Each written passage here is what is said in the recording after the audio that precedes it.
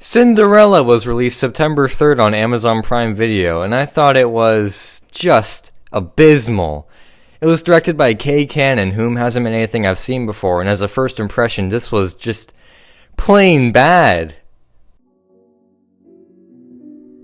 Some of the sets are good. Everything else is bad, to put it simply.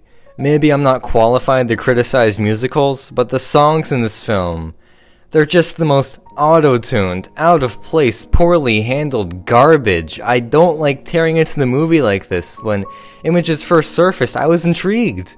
I had an open mind, but what a letdown. The story, the whole movie is so stale and dragged out. I mean, the movie could have ended halfway through, but they needed to cram in more shitty remixes of songs I actually like.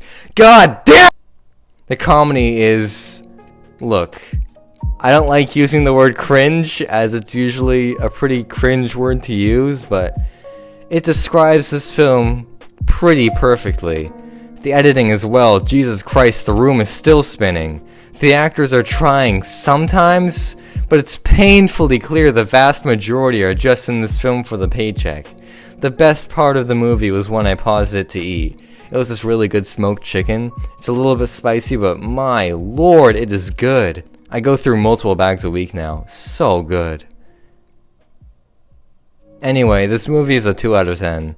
Simply catastrophic when it comes to the career of Kay Cannon and anyone else involved who hasn't been in the business for 30 plus years. Do not waste your time watching it. There is so much more you could see. Like, for example, Shang-Chi and the Legend of the Ten Rings.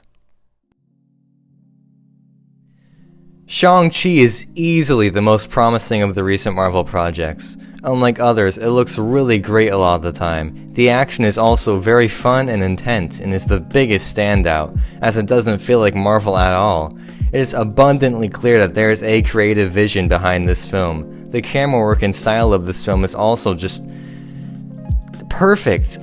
I can't talk enough about how different this feels when compared to the bland and just overall worse looking Marvel films like Captain Marvel or Ant-Man and the Wasp. The music is also something I really enjoyed, and how distinct it is and how well it fits the scenes it's featured in. The writing is also pretty good for the most part.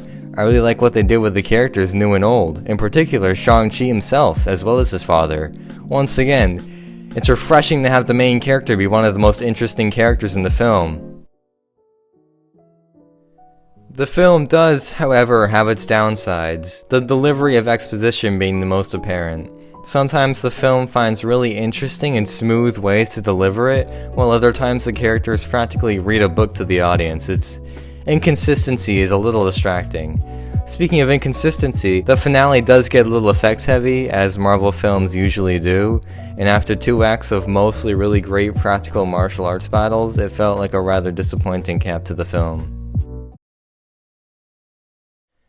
Overall, Shang-Chi is a very promising look into the future of the MCU, and I really hope we can get more films like this with their own creative style and vision in the future. I would recommend going out to see Shang-Chi in theaters and not this, as it is a much better use of your time, at least in my opinion. I give Shang-Chi and the Legend of the Ten Rings an 8 out of 10. Here's where it sits on my tier list of MCU films. As always, subject to change, so I don't want to hear about it. Very solid film. Go give it a watch. Good night.